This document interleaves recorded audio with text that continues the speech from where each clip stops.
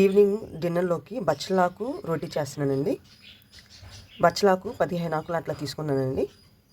గోధుమ పిండి, బచ్చలాకుని నీట్గా వాష్ చేసుకొని మిక్సీ పట్టుకున్నాం. రోటీలోకి సరిపడా సాల్ట్ వేసుకోవాలి. చిటికెడు జీరా వేసుకోవాలి. మిక్సీ పట్టుకున్నాం. వీటన్నిటిని మిక్సీ పట్టుకున్నాం. ఇలా మిక్సీ పట్టుకుని సరిపోద్దండి. గోధుమ పిండిలో వేసేసుకుందాం.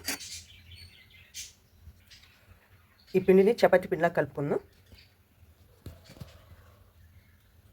వాటర్తో కలుపుకొని ఫైనల్గా 1 టేబుల్ స్పూన్ ఆయిల్ వేసుకొని మళ్ళీ కలుపుకొని 10 నిమిషాలు పక్కన పెట్టేసుకుందాం.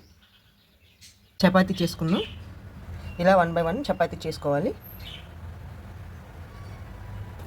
రోటీ ప్యాన్ పెట్టుకొని రోటీస్ కాల్చుకుందాం.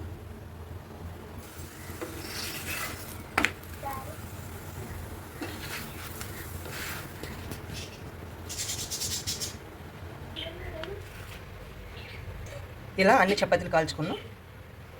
మనం బచ్చలాకు చపాతీ రెడీ అయిందండి. ఈ చపాతీ కాంబినేషన్ టమాటా సాస్తో సర్వ్ చేసుకుంటే చాలా టేస్టీగా ఉంటుందండి. ఆకుకూర తిన్నట్లు ఉంటుంది, మన డిన్నర్ కూడా అయిపోయినట్లుంటుందండి.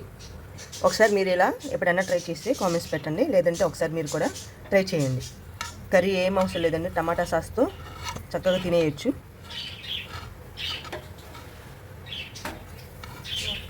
మన బచ్చలాకు చపాతీ రెడీ అయిందండి. ఈ వీడియోకి నచ్చితే లైక్ చేయండి, షేర్ చేయండి, సబ్స్క్రైబ్ చేయండి. Thank you for watching.